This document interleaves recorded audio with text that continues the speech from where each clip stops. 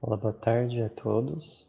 Meu nome é Pedro Gimenez, eu sou aluno do quarto ano de Medicina da UFSCar e sou aluno de C do IFSC na Universidade de São Paulo. O título desse trabalho é Avaliação Microbiológica em Estudo Clínico de Fase 2, Tratamento de Faringotonsilite com Ação Fotodinâmica. A minha orientadora é a doutora Kate Cristina Blanco e eu estou participando também do Simpósio Internacional de Iniciação Científica e Tecnológica da USP.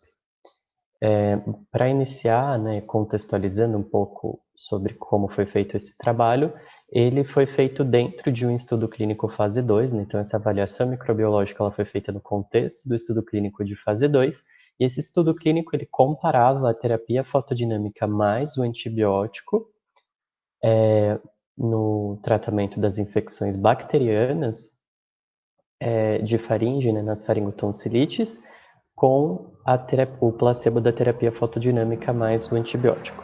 Então, esse estudo ele estava sendo realizado na Santa Casa de São Carlos. Ele foi interrompido, nós finalizamos o estudo por conta da pandemia de Covid-19, uma vez que o principal sintoma de SARS-CoV, um dos principais sintomas de SARS-CoV pode ser a dor de garganta, que também é o principal sintoma da infecção de tonsilas e faringotonsilite.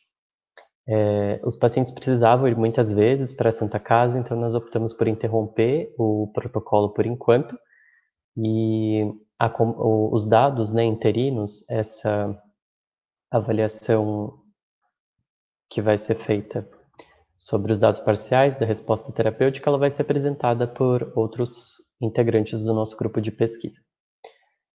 Então, inicialmente, falando sobre a faringite ou faringotonsilite, ela é uma infecção do trato respiratório superior que pode ser causada tanto por bactérias como vírus e fungos. Mais comumente, os vírus, eles são responsáveis pela maior parte dos casos, seguido das bactérias, os fungos são mais raros.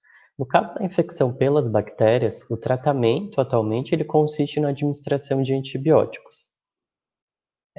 Então, a motivação desse estudo foi inicialmente levantada por conta de ser uma infecção de grande incidência, né? Então o número de casos é bastante grande, é uma queixa constante nos atendimentos de pronto-socorro e nos atendimentos das UBSs também.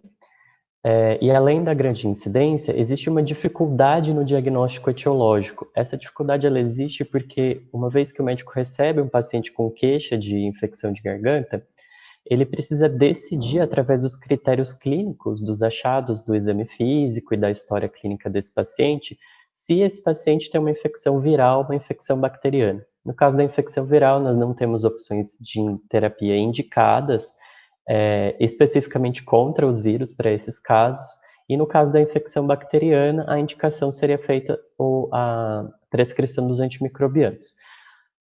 A principal questão nisso tudo que motivou um pouco esse estudo foi que esses achados clínicos, eles não têm sensibilidade nem especificidade suficiente para fazer esse diagnóstico etiológico, que seria identificar qual bactéria ou qual vírus está causando essa infecção do trato respiratório superior. E essa dificuldade, ela acaba causando um diagnóstico etiológico errado, né? Então, o médico suspeita de uma infecção bacteriana quando, na verdade, é uma infecção viral, e eu comentei também que elas são mais comuns, né? Então o médico acaba prescrevendo o antibiótico de forma inadequada. Essa prescrição ela acaba elevando o número de cepas resistentes aos antimicrobianos, gerando cada vez mais cepas difíceis de serem tratadas e um grande número de bactérias resistentes aos tratamentos que nós temos disponíveis. Por isso, então, é importante a criação também de novas terapias de tratamento, que é o que o grupo também está pesquisando na terapia fotodinâmica. Para contextualizar como é feito isso, né, então nós avaliamos essas infecções de garganta no município de São Carlos, e no contexto do SUS, não existe, né, então é como eu disse, o diagnóstico etiológico, ele é baseado nos achados clínicos, no contexto do Sistema Único de Saúde. Não são feitos exames específicos para identificar essas bactérias, então a cultura ela pode ser pedida no SUS, mas ela não é frequentemente pedida, porque demora de 48 a 72 horas para ficar pronta, e o médico precisa decidir a conduta dele naquele momento. Então, não é possível esperar, geralmente, esse tempo todo para fazer o diagnóstico etiológico. E métodos mais sensíveis, como o PCR e o teste rápido para a principal bactéria causadora de infecção de garganta, que é o Streptococcus pyogenes, ele não está disponível no Sistema Único de Saúde. Então, o que nós fizemos foi selecionar pacientes de entre 18 e 45 anos que tinham sintoma de dor de garganta, eram avaliados por médico, né? Então, a partir desses sintomas, eles eram encaminhados para a nossa equipe, que estava na Santa Casa, composta por um médico e um estudante de medicina. Nós obtínhamos o consentimento informado, né, mediante a assinatura do termo de consentimento livre e esclarecido, e nós avaliávamos os critérios de inclusão. Esses critérios incluem a presença de febre maior que 38 graus, a hiperemia de orofaringe, que seria o avermelhamento da garganta, e a hipertrofia, a presença de exudato nas tonsilas. A hipertrofia seria o aumento do tamanho das tonsilas, que seria um indicativo de infecção também. Então, nós fazíamos uma coleta de esfregaço de orofaringe, então era feita a coleta dessas 3 regiões, né? Então a tonsila palatina esquerda, a tonsila palatina direita e a retrofaringe. E através dessas amostras nós fazíamos alguns tipos de testes que não são feitos no contexto da prática clínica comum. Então foi o teste rápido para estreptococo beta-hemolítico, em que você coloca uma pequena amostra, né, dessa secreção que foi colhida, ela corre numa plaquinha, e essa plaquinha vai indicar a presença, né, semelhante ao que acontece no teste de sífilis, teste de HIV, a presença do Streptococcus beta-hemolítico do grupo A, que é o mesmo que o Streptococcus pyogenes, aquela bactéria que eu comentei no começo, que é a principal causadora da infecção de garganta. Fazíamos também a coloração em Gram, e fazíamos a cultura em agar-sangue, agar-chocolate e agar-Mekong. Essas culturas eram, então, feitas no laboratório, e outra amostra era submetida ao PCR, né, a reação em cadeia de polimerase, para pesquisar gene específico dessa bactéria, que é o Fusobacterium necrophorum. Essa bactéria, na literatura médica, ela não é tida como um agente primário causador da infecção de garganta. Ela é mais tida como um agente responsável pelas complicações, que seriam a síndrome de Lemierre, em que acontece trombose jugular. É uma síndrome grave que tem uma alta taxa de mortalidade, e também com alguns abscessos, como o abscesso piramidaliano, que é uma complicação da infecção de garganta, que geralmente está relacionada com essa bactéria, né? Então, seguida da infecção do Streptobeta hemolítico do grupo A, essa bactéria seria responsável por parte das complicações também. O que nós queríamos analisar também, então um outro motivo da realização dessa avaliação microbiológica é a presença do Fusobacterium necrophorum em pacientes com infecção primária, né, por essa bactéria. Então seria a constatação da presença dessa bactéria e da ausência de outras bactérias em pacientes sintomáticos, sinalizando que possivelmente essa bactéria poderia ser também uma bactéria causadora de infecção, de garganta primária, então patógeno primário. Então fizemos essas avaliações, e os nossos resultados, né, durante a avaliação de 47 pacientes que entraram no nosso estudo até o momento em que o protocolo estava funcionando, uma mediana de idade de 23,58 anos. Desses, 26 tinham sexo masculino.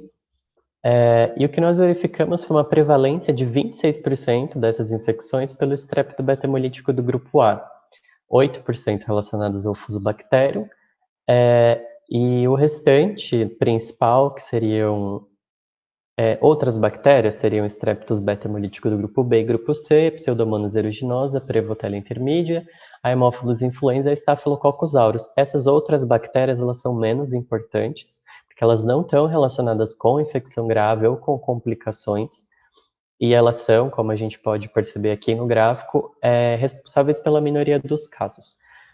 A principal bactéria, então, as principais foram Streptococcus pyogenes e o Fusobacterium necrophorum.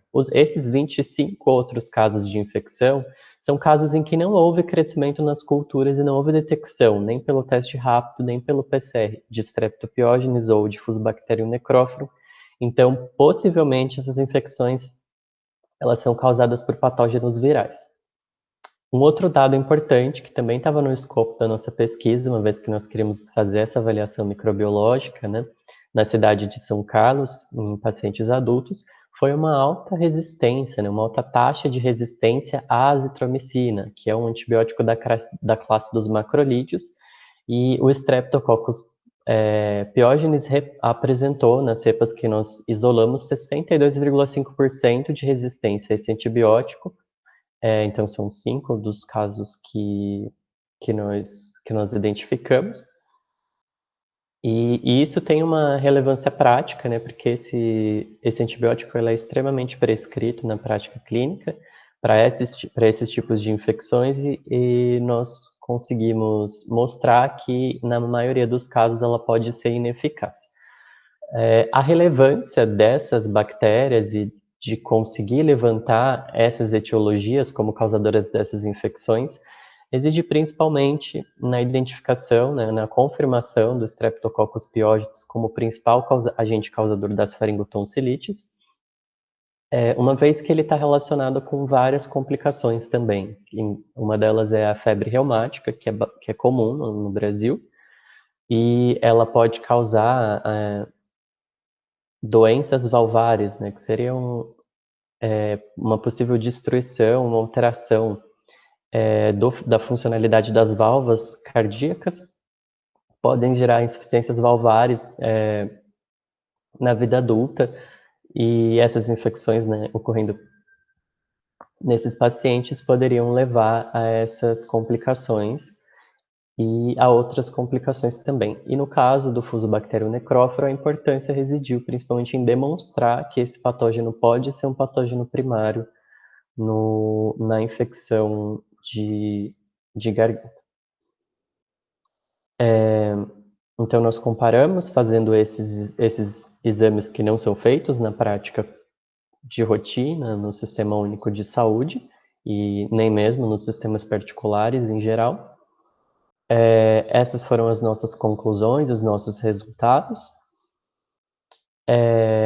Então, eu vou finalizar agradecendo ao CNPq, que foi financiador desse projeto, ao CEPOF e ao EFISC. Então, muito obrigado e um abraço.